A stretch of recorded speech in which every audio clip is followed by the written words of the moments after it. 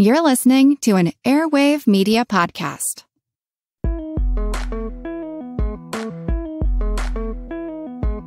It's really thinking that the world is confusing and messed up in many ways. So it's how can we use the disciplines and the tools and the community that we built to do something of purpose.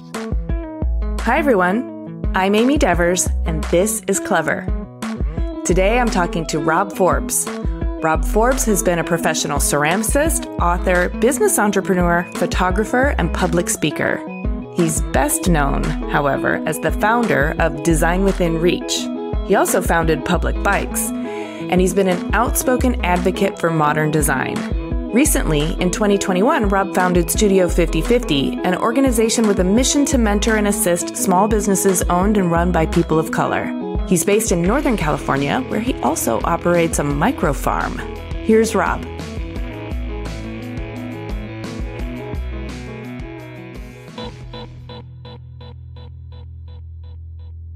Rob Forbes. I live in San Francisco, and I have a number of different areas that I work in that involve consulting and board work and writing. So it's a mixed bag, and I have a little micro farm up in Healdsburg. Micro farm. That's going to be interesting to talk about. But before we get to that, let's go all the way back to the farm you grew up on, which I understand was Pasadena and Laguna Beach area in California. Not really a farm. not really. No, we had a kind of a pets menagerie with my mom in South Pasadena, and my dad lived in Altadena, and also had a house down in Laguna Beach. What can you tell me about your formative years? Probably my parents. My mom was a Irish feminist literature teacher and used to force me to write poetry in the morning. But she came from a culture where arts were probably considered the highest achievement of mankind. But this included literature, theater, and music and all that. But she very much loved the cultural expressions and the wide view of arts. And my dad was also a college prof and surrounded himself by a lot of colleagues who were in arts and in the liberal areas. My dad had a kind of mid-century house in Altadena. It was like your typical middle-class Southern California upbringing in the 50s and 60s. And what did your dad teach? He was a professor of education. He had wanted to be a journalist, but at that time, the college system was growing like mad, and they just needed people who could basically help teach people to learn how to teach. And my mom was a literature professor in college. So it sounds like the arts were supported, also academia. Both of my folks come from that really broad liberal arts program. Maybe there was a divorce. Is that why you were toggling back and forth between the two houses? Yeah, my parents divorced when I was at a young age. You know, they weren't hardcore academics, but they just believed that thinking and expressing yourself was a really important part of existence. Did you have siblings? I have one older brother. I never had a split household, but I'm always curious what that does when you have two distinct worlds that are interwoven but separate that you toggle between? I think it's a long story behind it, because I say my mom being a hardcore Irish feminist character and my dad being your even-keeled, easy to get along with type of person. And our household reflected that character also. So okay. I think when you're a kid and you're toggling between two different residences and two different environments and two different people who didn't speak with each other, you receive things in a different way. You don't really have a home if you're kind of trying to figure it out in two different environments and two different influences. Well, you know, I usually ask about teenage years and if you felt like you needed to rebel. And in this particular case, I'm interested in if you did rebel, did you rebel differently against different parents and have a kind of a different need to individuate from each of them? I don't think so, but I was shipped off to a boarding school, and we were just middle-class kids and no one went to boarding schools, but my mom shipped us off. And so I hadn't lived at home from the time I was 14. By nature, I didn't have to rebel. I was trying to figure out my own life as an independent young teen, and spent my summers living with friends' parents down in Laguna and really conducting an independent life as a young person. Did you feel like you had to grow up fast? If you're a kid, you're just surviving, and you feel very proud about that. And I think probably the independent nature of my mom being like a single woman in the 50s and 60s, which wasn't so common back then, gave me the kind of understanding that you can do a lot of stuff on your own, that sense of freedom. I remember going to boarding school, and I was a super academic kid. I wasn't an artist. I wasn't a designer. I loved math and English and sports. And I think that I probably established, when I went off to boarding school with a bunch of rich kids that came from different kinds of backgrounds, I worked really hard to excel in the different things that people normally hope their kids excel in, being good at school and being sports. But I was a pretty typical competitive kind of kid that way. Where was this boarding school? This is in the San Ynez Valley, which is now a bucolic wine-producing area just up and back of Santa Barbara. So still West Coast. I should say also, I went to this boys' school and then for different reasons left. In my senior year, I went to a co-ed boarding school up in San Francisco area that was a completely different experience. From a boys' school to a co-ed school, that does change things. And up near San Francisco, so that's from bucolic to Cosmopolitan. It's out in back of the East Bay in a developing kind of area. But the most interesting thing about that was this was a school that was 50-50 boys and girls. 10% of the students were minorities from Oakland, super liberal, educated, creative bunch of people who were around. So it was like going from a almost military kind of boarding school into a place where, wow, it's just an eclectic group of people who shared my values as being a little bit of an odd kid and really being interested in lots of different things. How did you get from being good at math, English, and sports to studying aesthetics and ceramics in college? Well, I went to college at UC Santa Cruz to study philosophy or literature, something, don't know what. You went to college to figure out what you were going to do. I just started making ceramics just for fun, just for recreation. And then it turned out that I got pretty good at it. And I was able to make my living. This was countercultural years like in the 70s. And you could make your living as a weaver or a potter by going to craft shows and selling stuff on weekends. Whereas my other friends who were more academic, during the summers, what do you do for a job? You work in a restaurant or get some construction job. But I was actually able to make my living selling my own work, which was totally amazing. It was really like a period of time that I don't think exists so easily now. Agreed. Was this also your entrepreneurial awakening? Perhaps. I had the advantage. I took a year off and went to Europe and traveled around. It took me like 7 years to get through college, and then worked for artists, ceramic artists in both France and England. And so I was around people that ran their own ateliers and studios. And I think that probably encouraged me to sort of, hey, do what you want to do, or where there was no sense that you'd be working in any type of formal business environment. So there's independence, there's a kind of appreciation for the craft, but also a real sort of self-reliance on making it, selling it, making it your life and your ecosystem. What were the kind of formative experiences from that time in your life that you still feel like are informing your life today? I think this obsession with good form and getting stuff right, and the economy associated with a very well done craft. I think the high standards that people have, and it is one of those 10,000 hours to be really good at that stuff. You really need to be disciplined and focused and take yourself quite seriously. When I started DWR years later and became an expert on chairs, and people, where did you develop an eye? And I said, if you make ceramics and do that for 10 years and you got your nose that close to your product, you really develop an appreciation for the nuances in form and detail and how important all that stuff is in terms of creating something that's actually good. Do you believe that in addition to developing your eye, it was also being a maker, of course, helped you appreciate other well-made, good form items, but was that one of the reasons why you felt like there was a direct connection between the design and the designer? Absolutely. And working around the people that ran these ateliers, super opinionated, amazing, really amazing people. Characters. Yeah. And if you're a kid from Pasadena, it's, oh my God, this is partially super romantic, but then also partially super real. The other part of that, I think, is, again, growing up in Southern California. Over in Europe, living in France or England, where the people that surrounded you really took things like cooking and gardening and appreciation of traditional architecture and history and all that. So you're in the old world. So I think that deep dive into European values and appreciation has stuck with me throughout my life. That makes sense. So we have some gaps to cover. You mentioned founding DWR, and we're going to get there. That was in 1999. But in the 70s, you're a potter, and then it sounds like traveling around Europe and working with artists and ateliers. what are the main plot points between then and founding DWR? I went back to graduate school and got an MFA in ceramics, taught at the Cleveland Institute of Art and the Philadelphia College of Art. That was like a 4-year period as a practicing artist and a ceramics prof. And then I just came to a point where I went, no, I was living in Philadelphia and I was hankering to get back to California. But I realized I was no longer as challenged by what I was doing, and I just needed a change. What do? If you don't have any particular skills, what do you go be a lawyer or a doctor or something? But a friend of mine had gone to business school and said, you might like that. You're good with numbers and you like solving problems. And so I was lucky to get into an MBA program at Stanford.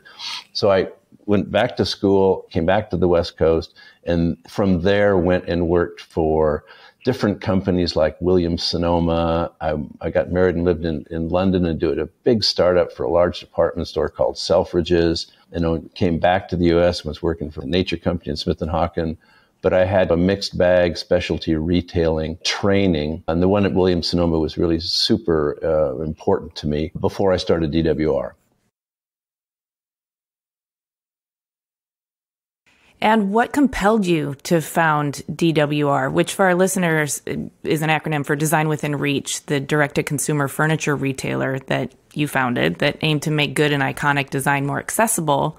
And at the time, in 1999, that was both by utilizing the internet and, as we just said, by connecting the design to the actual designer behind it. That's my little overview for our listeners so they know where we are. I'm wondering, at what point did you feel like, okay, I need to start a new business around this, and I'm the guy to do it? I've been working as like a VP of marketing for these specialty retailing companies and was getting a little, whether I was bored or just recognized, I don't know, is this the life that I want to have? And then I had a year where everything went wrong. My dad's wife died, another friend had died. I bought a house and the contractor went bankrupt. But it was one of those years when I said, life is short. Do something that you really care about. And so I took a full year off to research. I had this idea for making design accessible and making it simple. I'd been in Europe where everybody could go and buy design. In the US at that time, you had to go through a design showroom and you had to be an architect or an interior designer.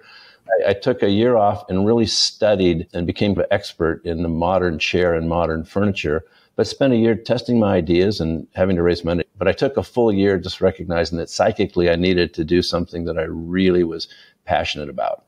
What are the beginning pieces of this and how did you build traction? And at what point did you feel like I'm onto something and this is going to work? Yeah, it was an amazing kind of crapshoot. Our business was, I'm going to curate a bunch of furniture and we're going to sell it directly and you're having to buy inventory. So this means having to raise like $1.5 million just to have the stock to have. And I believed this idea of making stuff convenient and simple was really important.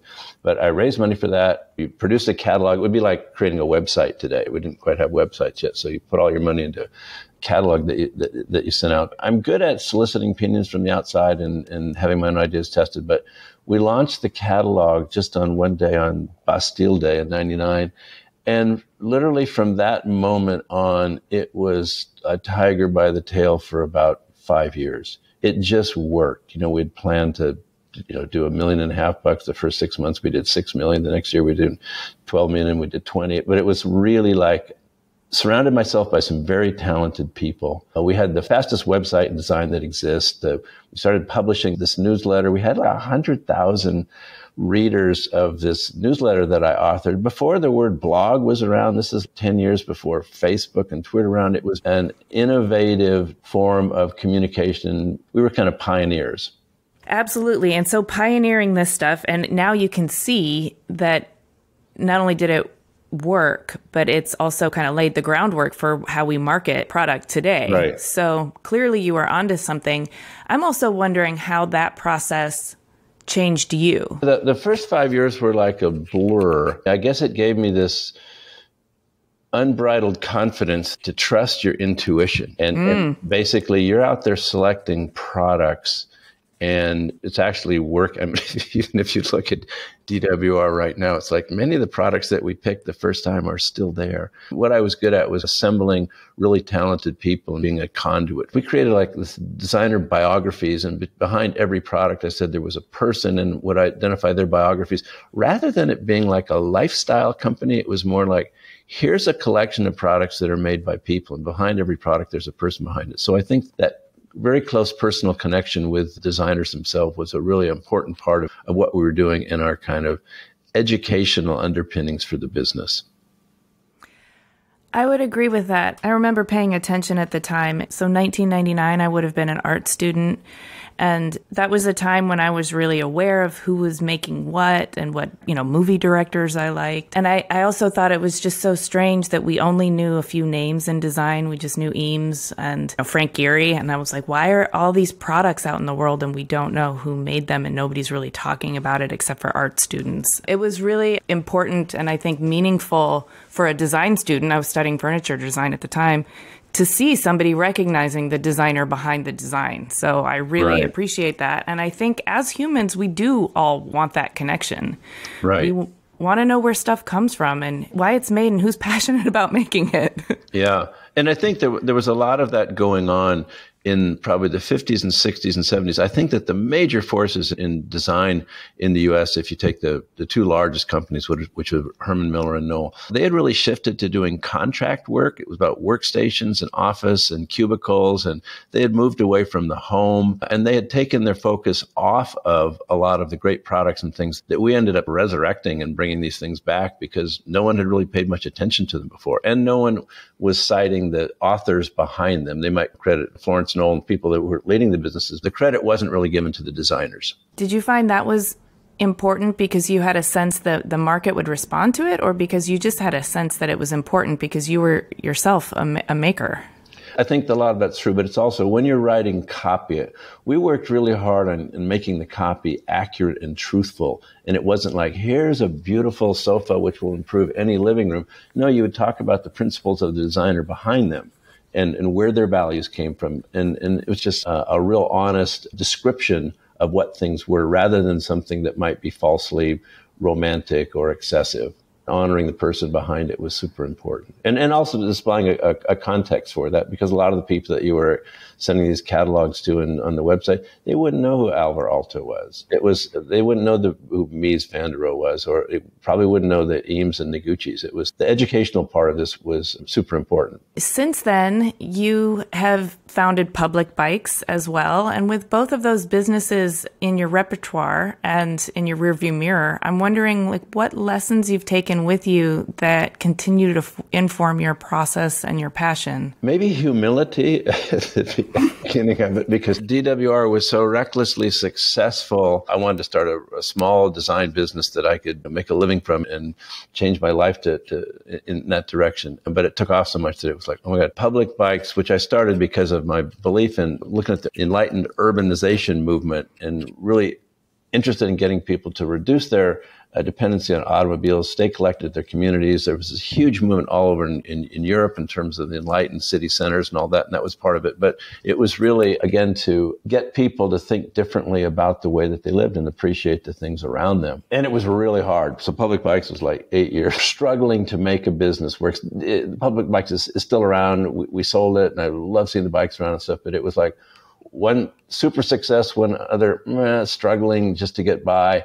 And out of that, you recognize that there's so much luck and timing and serendipity to the ventures that we start, particularly startups, that you're a little odd. In some way, like I said, it makes you just feel humble and lucky. So you have these kind of successful, although arduous endeavors that you've participated in, that you were passionate about, that you were on the forefront of cultural movements with both of them. It sounds like you realize there's a lot of things that are outside of your control. Does it make you reticent to start again, knowing how arduous it can be? Does it help you to identify when the serendipitous things are coming together and then pounce and make your move? Or does it help you appreciate the concert of things that have to come together and when it's your turn to step in and participate in that concert?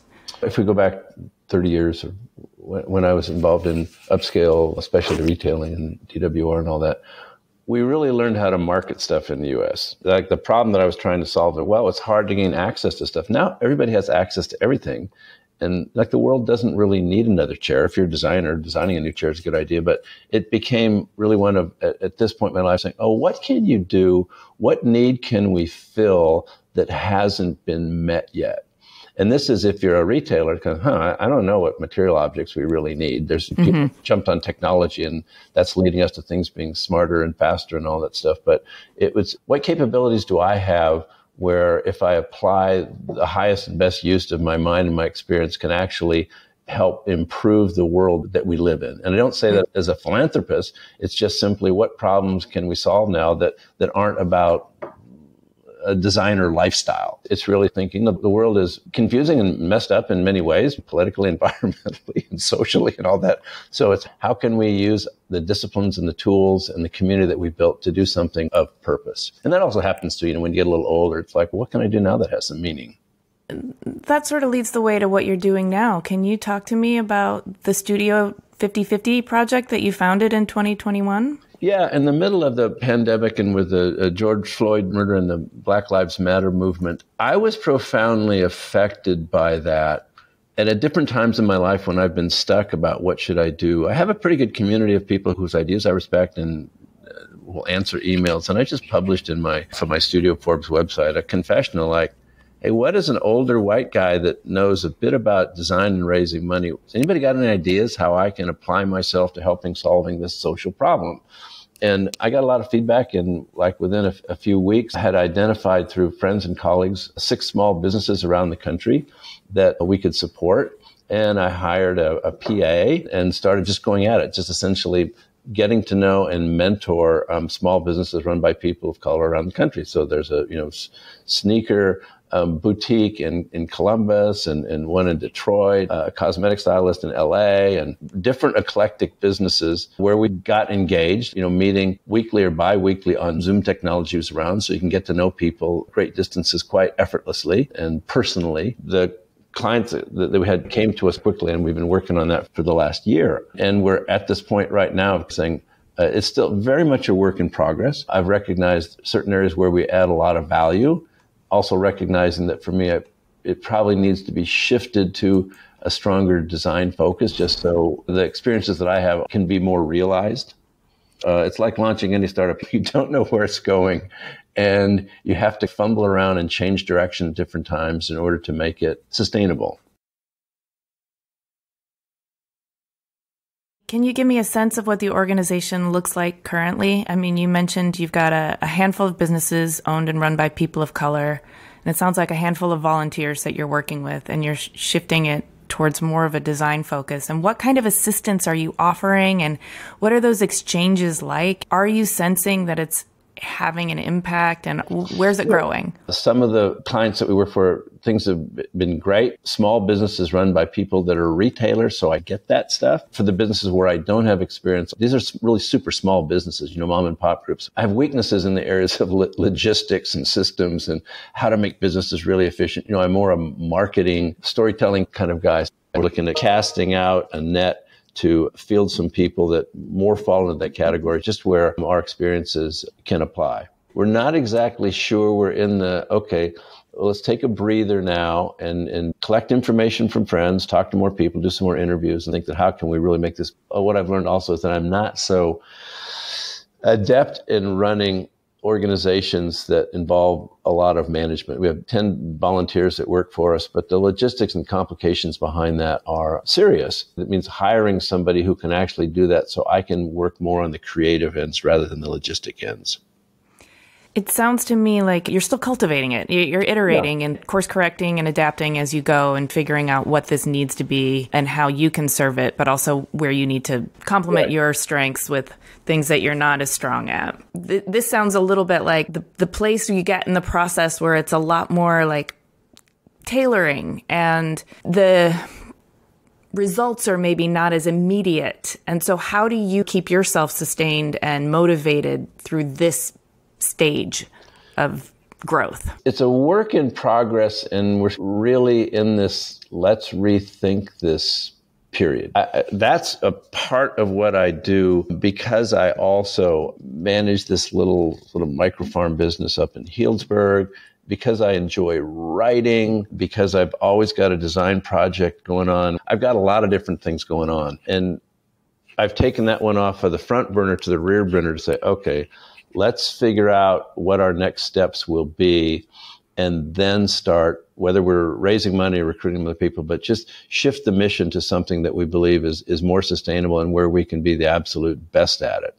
I've got discussions with some of my Black friends who are designers kind of say, hey, help me think how I can get more involved, how I can devote my resources more to something where we can both see the tangible results. When you change careers or when you try doing something that's new, it's hard. It's really like a new venture. And my commitment and a belief that in order to move us all forward, I think we in design have to shift from the lifestyle stuff to something that actually is contributing to improvements in our cultural world and our economic world and our societal world. So without a doubt. Sometimes we don't see that. But when you go into new areas, it's a little daunting. Underneath is the fact that, by getting to know people and making friends and saying, hey, there's some optimism in our goofy world by doing this. We can build some bridges between cultures that aren't there. So I suppose the advantage of having done 1, 2, 3 startups before is that you recognize, okay, try some stuff. If it's working, if the dog's eating the dog food, then you go that way. If not, put it on the rear burner, go and gather information and come back at it with a new sense of purpose and intelligence. So in terms of finding that purpose and intelligence, I want to ask about your creative process. You've talked a bit about the microfarm, and after talking to you, I see you as somebody who not only appreciates form and aesthetics, but you're clearly a storyteller and a marketer person, as you've said. But it sounds to me like you're a systems thinker as well and a problem solver. You've built startups from the ground up, so you're the grower of platforms. Is there an overlay? Can you draw direct parallels between what you're doing at the microfarm and food systems and how you look at the ecosystems and your creative process? I'm not sure if it's as lofty as that. Okay, bring it back down to earth. I call it a microfarm because it's 1.5 acres. It's not a garden.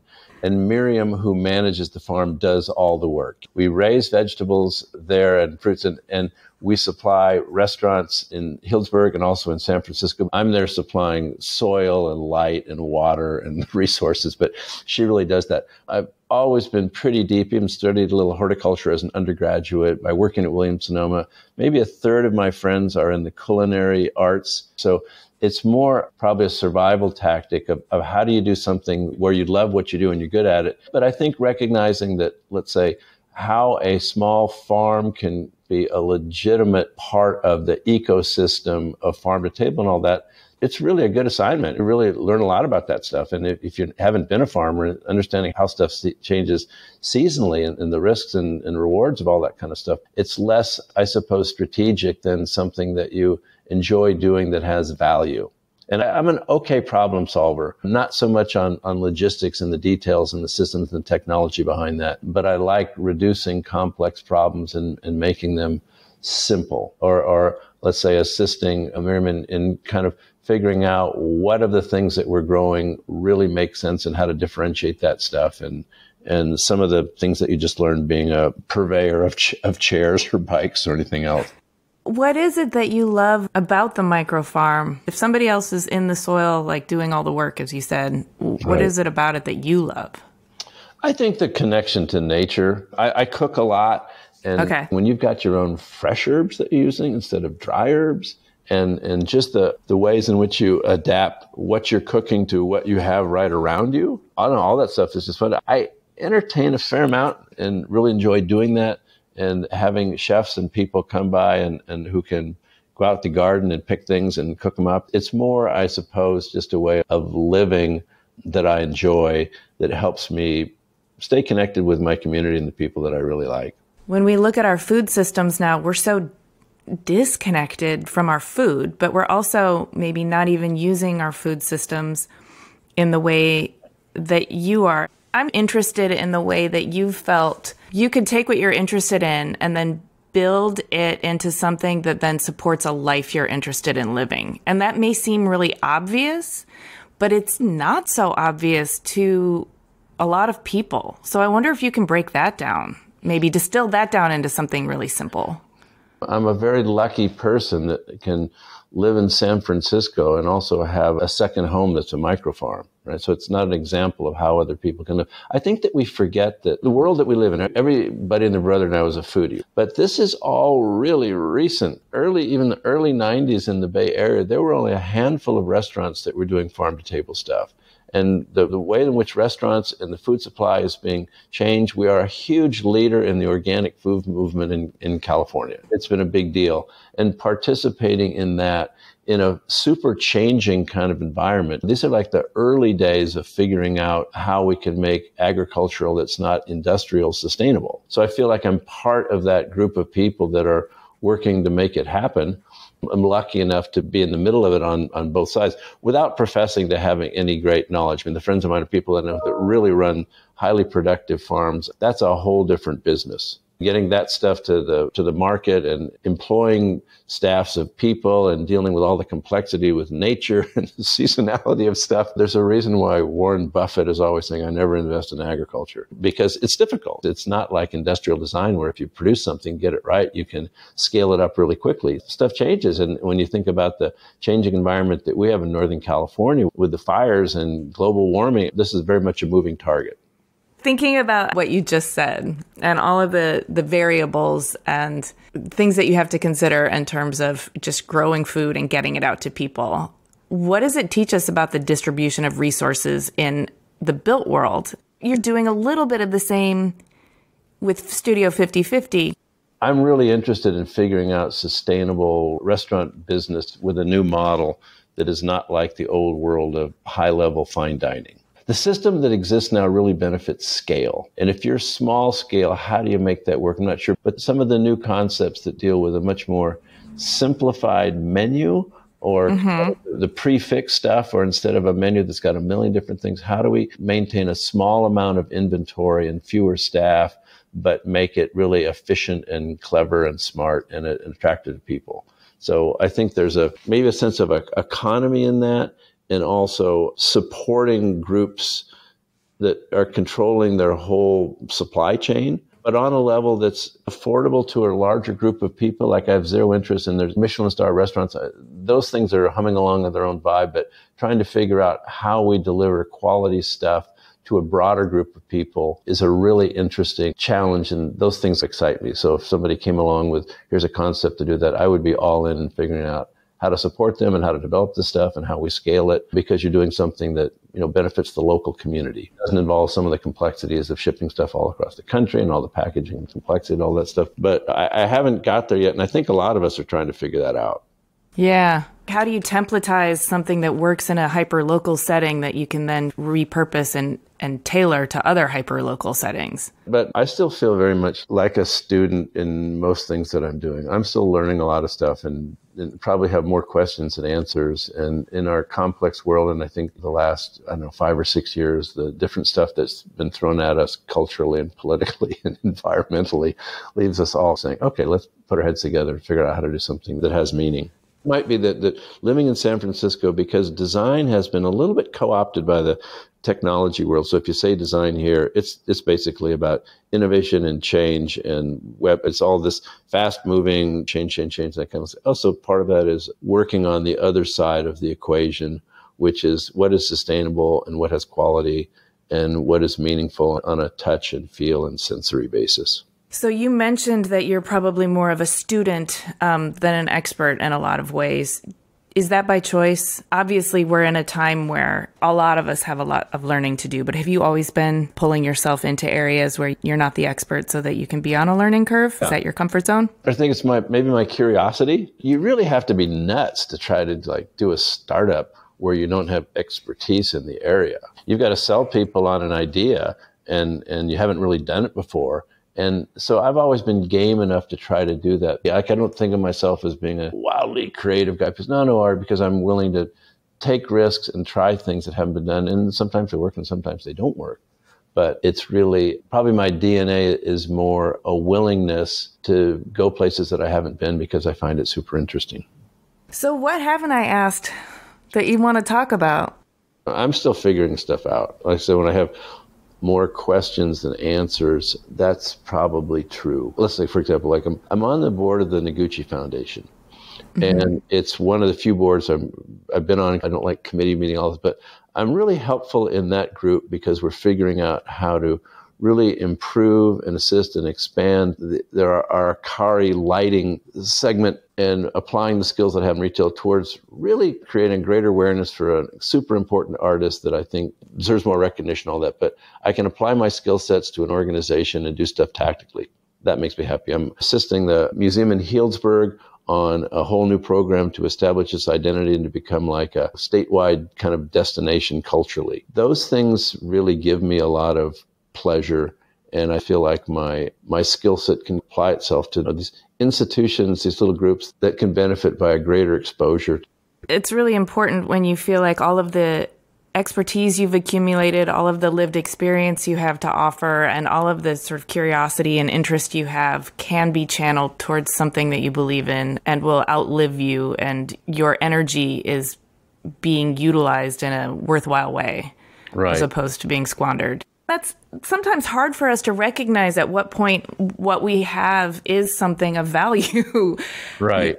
Especially if you're a lifelong student, because you can always kind of think of yourself as a novice if everything's new and you're learning it. So at some point you have to recognize, hey, wait, this life of being a lifelong learner means I have learned a lot of stuff and other people can use this. And I want to go participate in those collaborative environments where what I've done is now going to yield positive results in some other way. Maybe a micro example of that. I like to write. I'm a slow writer, but I enjoy that process. But I wrote a little article about visiting this restaurant in Mexico City a little over a month and a half ago, and it's on my Studio Forbes website. But it's an example of walking into a restaurant, being by myself and looking around at the design and the whole meaning of this restaurant and how that is perceived through the lens of design and food and all that. But just a lot of people read that and said, Rob, that's really good. That's what you do well. But this is something that's really giving credit to the people behind the restaurant, the designer behind it, and all that stuff. It is something where I can be a proponent or be a positive force, looking at a restaurant through a unique or a design-focused lens. Mm-hmm. You're sort of an advocate. An advocate. There we go. There's a good word. Just to wrap this up, can you share something personal with me? It can be something, a hidden talent, something people don't know about you, or even just your favorite thing to do to anchor yourself every day? Oh, favorite thing to do anchoring, the two specific things. One are long walks with my dog. I have a little yoga practice, meditation practice to keep my mind from messing with it, but long walks with my dog. And then I prepare food every day. And that's a love and an activity and a therapy and something that takes me to a place that's super both relaxing and smart and experimental and all that. But that's really, I suppose, my dog and my connection with food and my friends that participate in the kitchen and eating activities are at the top of that list. Well, that sounds like a rich life. Thank you for sharing your story with me. Thanks. I know I appreciate what you guys are doing. I like the fact that Clever, you guys focus on a broad range of designers and you look at design from a broad point of view. So I think that's terrific. Hey, thanks for listening. To see images of Rob and his work and read the show notes, click the link in the details of this episode on your podcast app, or go to cleverpodcast.com where you can also sign up for our newsletter. Subscribe to Clever on Apple Podcasts, Spotify, or wherever you get your podcasts. We also love chatting with you on Twitter, Instagram, and Facebook. You can find us at Clever Podcast, and you can find me at Amy Devers. Clever is hosted and produced by me, Amy Devers, with editing by Rich Straffolino, production assistance from Alana Nevins and Anushka Stefan, and music by L1011. Clever is part of the Airwave Media Podcast Network. Visit airwavemedia.com to discover more great shows. They curate the best of them so you don't have to.